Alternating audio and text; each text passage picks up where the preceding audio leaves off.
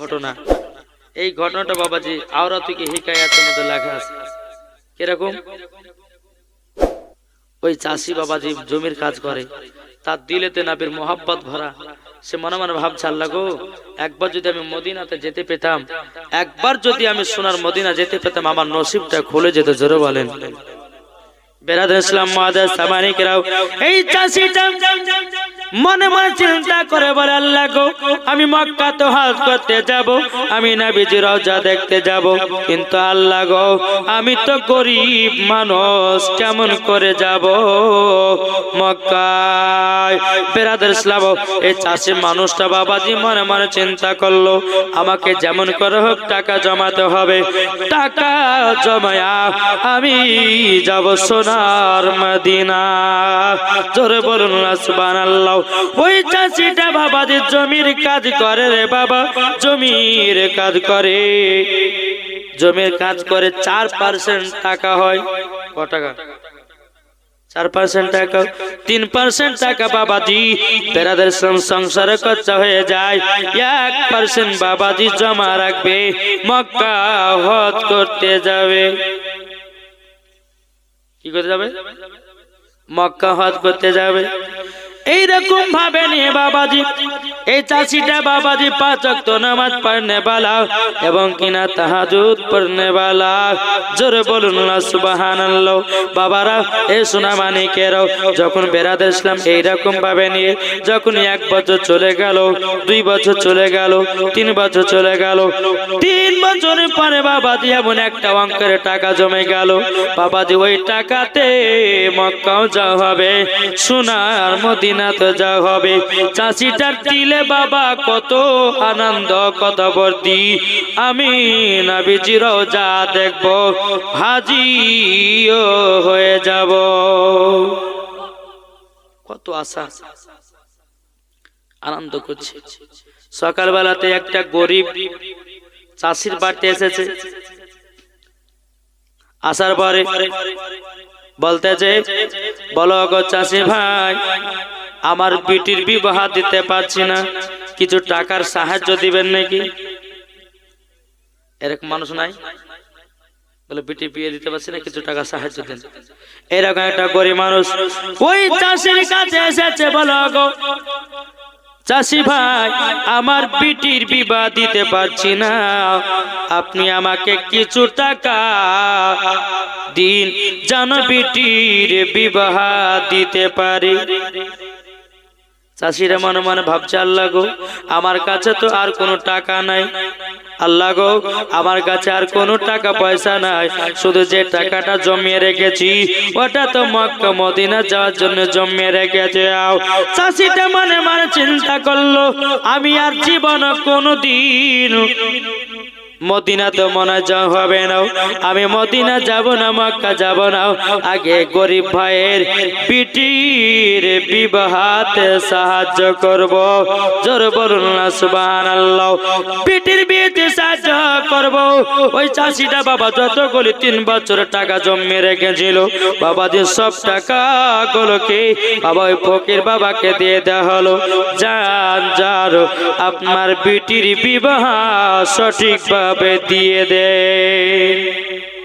এই চাষিটার বাবাজি মন খারাপ, আল্লাহ গো আল্লাহ, ওগো রব্বুল আলামিন, আমি কিভাবে যাব সোনার মদিনায়?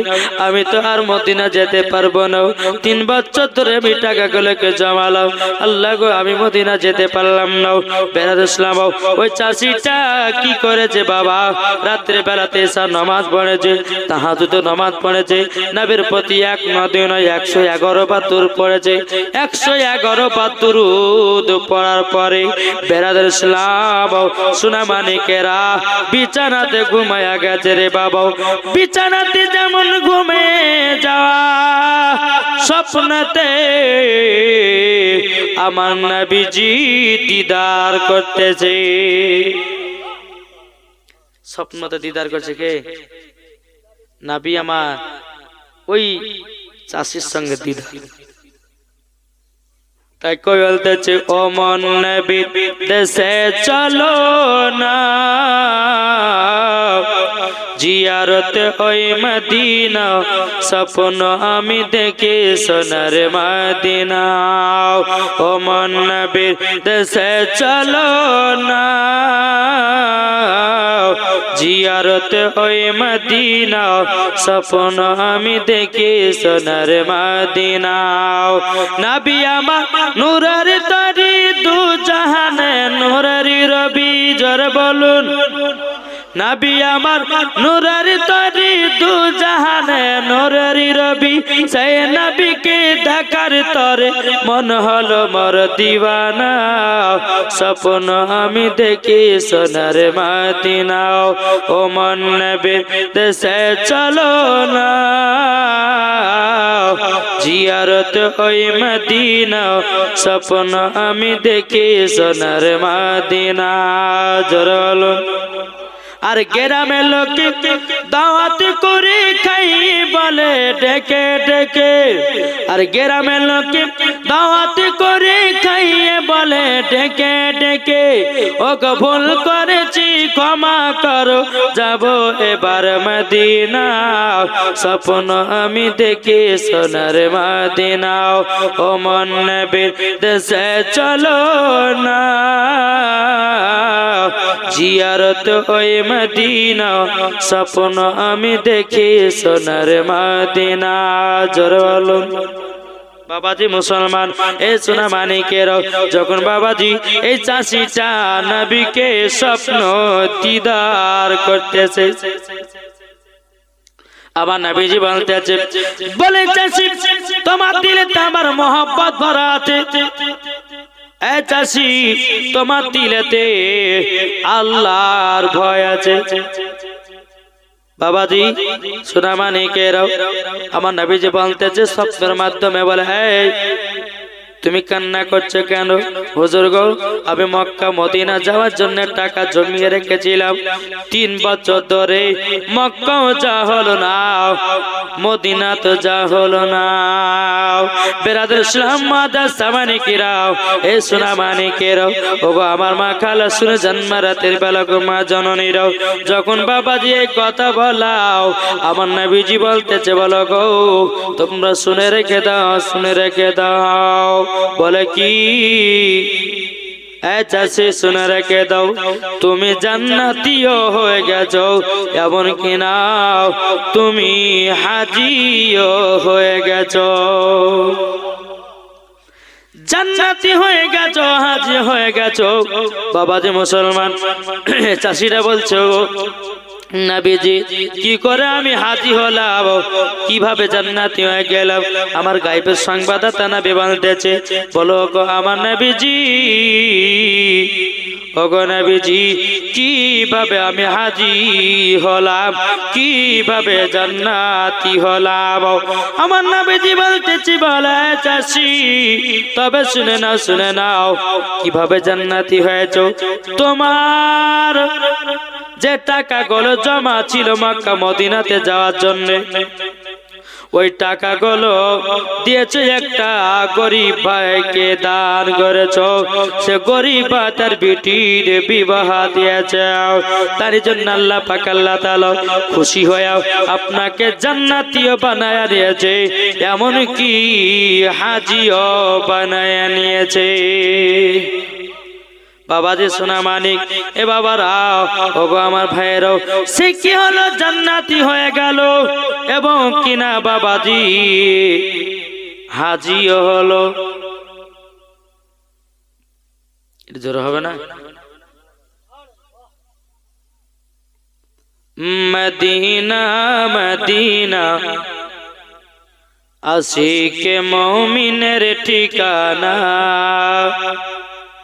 মদিনা মদিনা আশিকে মুমিনের ঠিকানা দিদার চেয়ে ও গো নবী দিদার চেয়ে ও গো নবী দাও না একবার দেখাও মদিনা মদিনা আশিকে মুমিনের ঠিকানা মদিনা মদিনা আশিকে মুমিনের ঠিকানা আর জালালউদ্দিন সুয়ুতি 75 বার দেখলো নবীজি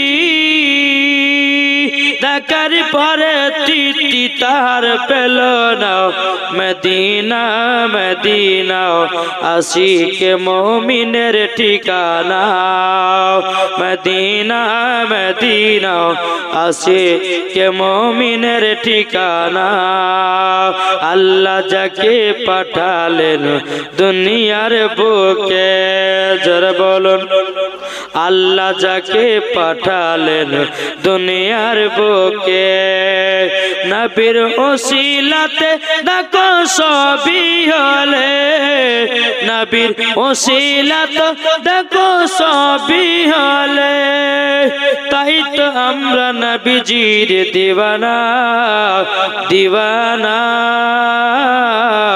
দিওয়ানা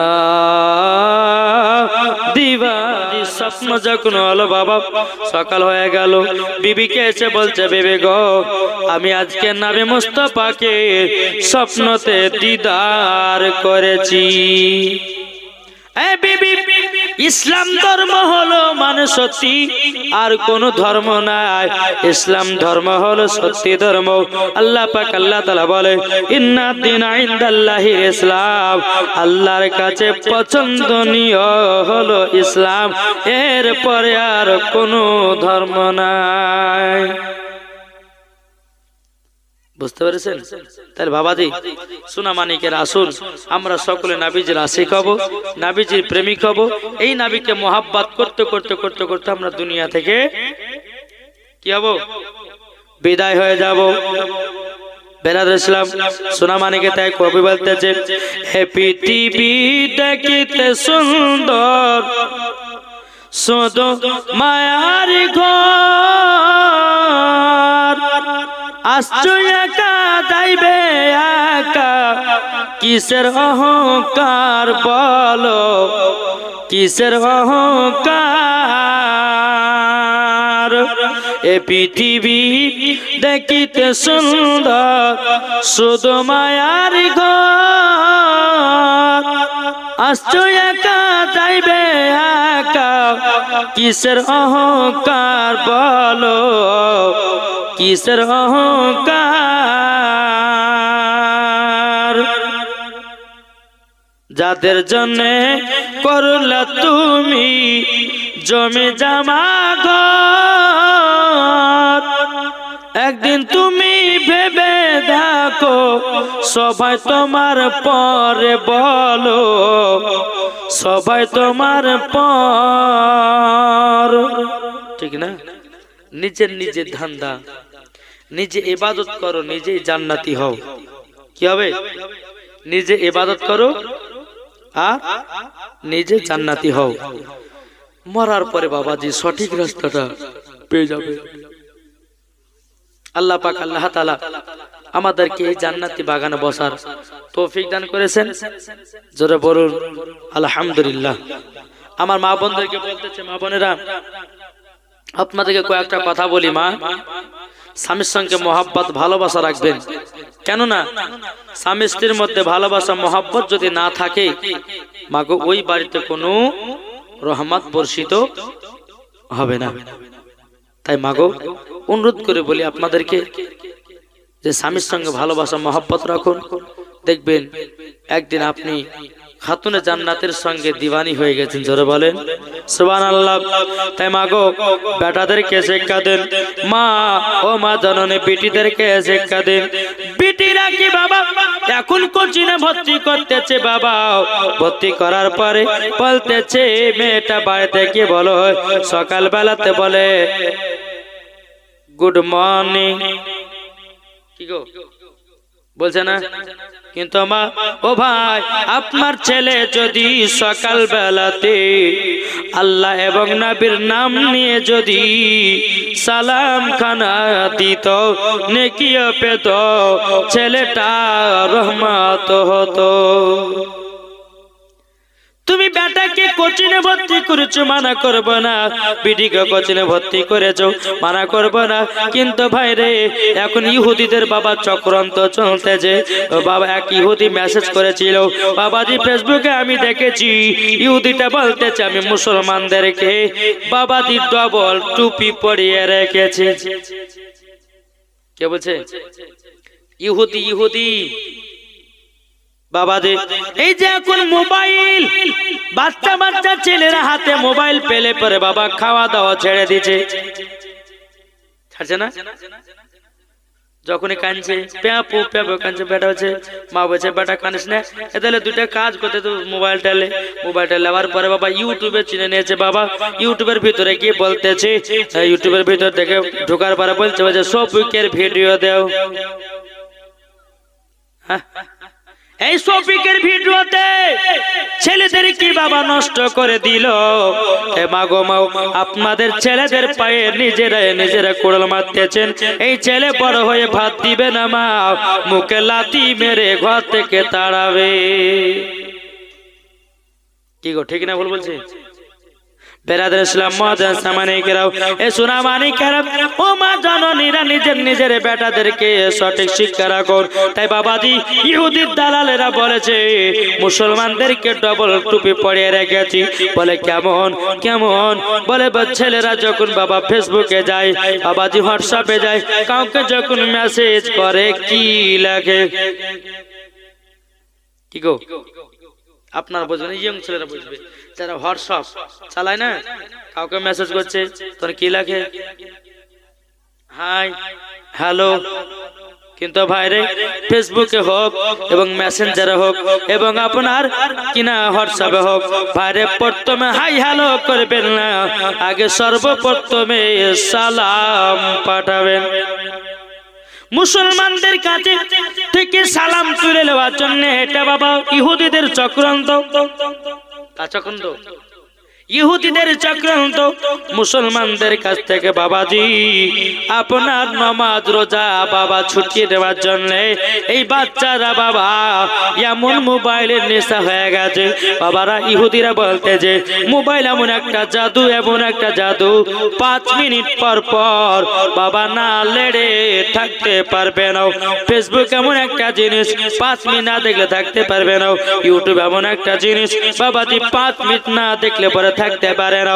তাই বাবাজি ইহুদিরা বাবাজি আপনার এমন একটা চক্রান্ত করেছে, মুসলমানদেরকে টার্গেট করে করতেছে। বুঝেছেন? মুসলমানদেরকে টার্গেট করে এখন এই সিস্টেম চলতেছে। বেটা বেটিদেরকে বলছে হ্যালো হাই, বলছে তোমার মাকে সকালবেলা আসবে তো বলবে গুড মর্নিং, রাত্রে বেলা যখন শোভা গুড নাইট। ওরে বাবা রে, ও মা জননী বেটাদেরকে কখনো গুড মর্নিং গুড নাইট শেখায় না। বেটাদেরকে আগে বলে বেটা রে যখন রাস্তা দিয়ে যাবাও তখন কাউকে দেখলে পরে সালাম দিবা, আসসালামু আলাইকুম ওয়া রাহমাতুল্লাহি ওয়া বারাকাতুহু। ঠিক না? তাহলে বাবাজি মুসলমান, আল্লাহ পাক আল্লাহ তাআলা আমাদের সকলকে জানো নবী মুস্তাফাকে জানো আমরা মোহাব্বত করে বাবা অন্ধকার কবরে জানো বাবা যেতে পারি। বাবারে অন্ধকার কবর যদি নবীকে মোহাব্বত করে যেতে পারি, আল্লাহর ওলিদেরকে যদি চিনতে পারি, মরার পরে ওই ব্যক্তি হবে জান্নাতি। জোরে বলুন না সুবহানাল্লাহ। ওই ব্যক্তি হয়ে যাবে জান্নাতি জান্নাতি। তাই মুসলমান ভাই গো, আল্লাহর কাছে আমরা দোয়া করি। মুসলমানদের পরিস্থিতি এতটাই বাবাজি খারাপ, এতটাই খারাপ। তাই ভাই রে নামাজ পড়ো, রোজা করো, আল্লাহর কাছে দোয়া করো। দেখেছেন না ফিলিস্তিনি মুসলমানদের কতই না আপনার কষ্ট হতেছে। বাচ্চা বাচ্চা ছেলেদেরকে বাবা শহীদ করে দিতেছে। বাচ্চা বাচ্চা ছেলেরা খাবার ব্যাগ বাবাজি মারা যাচ্ছে ভাই। তাহলে আপনি চিন্তা করুন, এই হাল একদিন আমাদেরও হবে। বুঝেছেন? আমাদের হবে বিরাদর ইসলাম মাদ্রাসা মানিকরাও, আল্লাহ পাক আল্লাহ তাআলা বলতেছে আমার বান্দা বান্দীরা, তোমরা যদি সঠিক রাস্তায় যদি চলতে পারো, আমার নবীকে চিনে নাও। আমার নবী বলেছে তোমাদের বাপ মাকে চিনে নাও। যারা বাপ মাকে চিনে নিয়েছে রে বাবা, তার মরার পরে জান্নাতি জান্নাতি। তাই বারবার আপনাদেরকে বলতে চাই, এই জালসার যারা কমিটি ভাই আছে না নাই? কটা কমিটি আছে ইমাম সাহেব? তাও আইটার পরে অনেকেই আছে। বেরাদর ইসলাম, আমি কমিটি ভাইদেরকে বলবো, ভাই জালসা দিচ্ছেন ভালো কথা, কিন্তু নমাজি হন। বুঝতে পেরেছেন? নমাজি হন। বেরাদর ইসলাম, নমাজি যদি হয়ে যান, এই জালসার আরো মর্যাদা বেড়ে যাবে। না পারবে না? বাবাজি মুসলমান, এ সোনা মানিকের, তাই বাবাজি আপনাদেরকে বলতে চাই কমিটি ভাইরা, যারা এই জালসার কমিটি ভাইরা আছে বাবাজি, তারা কত কষ্ট করে বাবা জালসার আয়োজন করেছে। আবার কমিটি ভাইদেরকে বলবো, ভাই তোমরা 5 ওয়াক্ত নামাজি হয়ে যাও। আবার ভাইদেরকে বলবো, বলো ভাই তোমরা জালসা মাহফিল করো, আপনারা কিনা বন্ধ করতে বলবো না। জালসা মাহফিল করেন, নামাজও পড়েন, রোজাও করেন, আল্লাহ পাক আল্লাহ তাআলা খুশি হয়ে যাবে। বাবা শোনা মানিক, আপনাদেরকে বলতে চাই, বাপরে বাপ মার সঙ্গে মোহাব্বত করুন, দেখবেন মরার পরে জান্নাতি হবেন, জান্নাতি হবেন। বেরাদর ইসলাম মাদ্রাসা মানিকরাম, তাই আল্লাহ পাক আল্লাহ তাআলা যেন আমাদের সকলকে নবীজির আশিক গোলাম বানিয়ে নেয়। বাবাজি প্রায় 2 ঘন্টা হয়ে গেল, বক্তা প্রধান বক্তা থেকে আপনি নিয়ে চলে আসুন। বেরাদর ইসলাম কমিটি ভাই হলো প্রধান বক্তাকে তাদের নিয়ে আসুন। আল্লাহুম্মা সাল্লি আলা মাওলানা মুহাম্মাদ ওয়ালা আলে মাওলানা মুহাম্মাদ। ঝিলমিল ঝিলমিল করছে দেখো না এই ইমামনগর। গ্রামটার নাম কি? ইমামনগর না? ঝিলমিল ঝিলমিল করছে দেখো না এই ইমামনগরে। জোরে বলো। আল্লাহর বান্দা বসে আছে, আল্লাহর বান্দি বসে আছে, তারা নবীর দিওয়ানা। ঝিলমিল ঝিলমিল করছে দেখো না এই গ্রামেতে, ঝিলমিল ঝিলমিল করছে দেখো না এই গ্রামেতে। আল্লাহর বান্দা বসে আছে, আল্লাহর বান্দি বসে আছে, নবী পাকের দিওয়ানা। ঝিলমিল ঝিলমিল করছে দেখো না এই ইমামনগরে। জোরে বলো। এই জালসার কমিটি যারা, এটা নিজে বানানো গজাল, জোরে বলেন।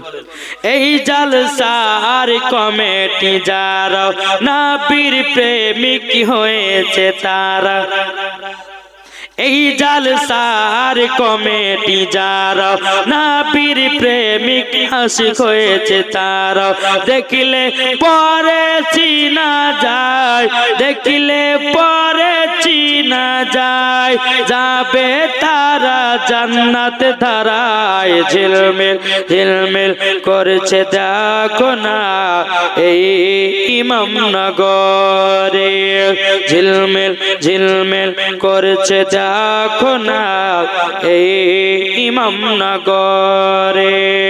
আল্লাহর বান্দা বসে আছে, আল্লাহর বান্দি বসে আছে, নবী পাকের দিওয়ানা।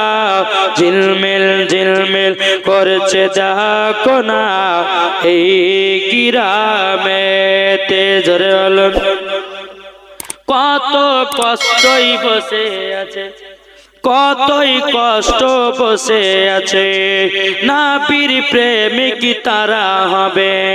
কতই কষ্ট বসে আছে, নবীর আশিক তারা হবে।